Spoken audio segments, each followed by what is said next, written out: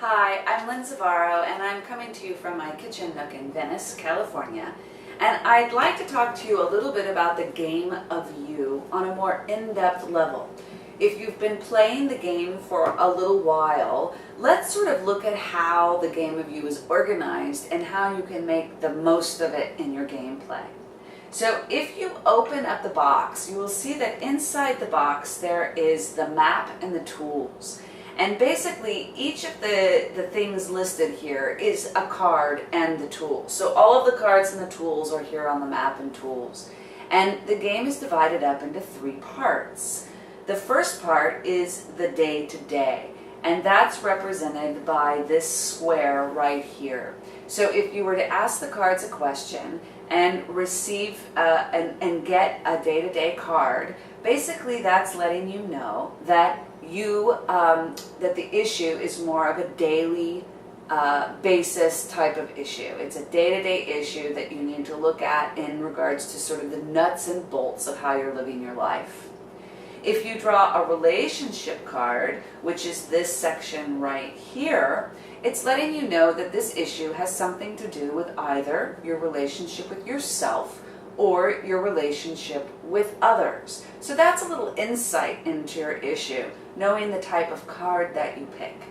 And if you draw a life path card, which is this purple section here, all of the purple cards in the game of you represent something in regards to a bigger transition that might be occurring in your life, or major spiritual principles that are here to guide you as you go through bigger changes within your life. So if you ask a specific question and you pull a life path card, you know that it is representative of something that is bigger that is happening to you.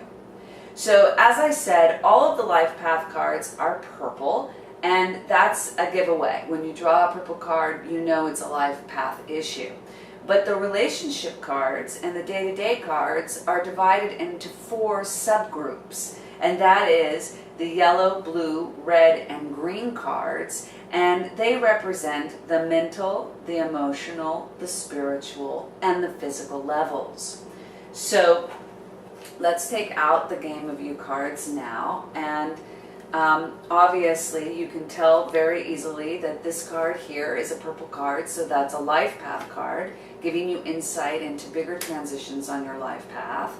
And then there is a yellow card, which represents the mental level. So if you ask the cards a question and you pull a yellow card, it's letting you know that this issue has something to do with your mind, what your mind's saying about yourself, what your mind is conceptualizing or trying to make meaning of things. And you know that you can work with your issue more on the mental realm. If you draw a blue card, that is the emotional level.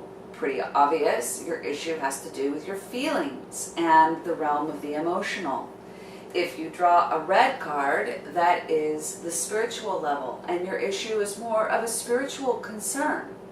And the green card lets you know that it's the physical level, and that the issue that you're dealing with has to deal with the physical level and how you want to manifest your life on the physical plane. So a really easy way to know the difference between the day-to-day cards and the relationship cards when you draw them is that the day-to-day cards have a number 1 through 10 on the top. There's 10 cards on each of the levels of consciousness represented in the map. And if you draw a relationship card, you'll see that there is the child, the young adult, the mother, or the father at the top of one of the yellow, blue, red, or green cards. That lets you know that it's a relationship card. And again, the life path card is purple. So that is a little bit more insight into sort of the in-depth organization of the game of you. There are spreads in the beginning of the book so that you can work with more than one card and take it more into an in-depth level.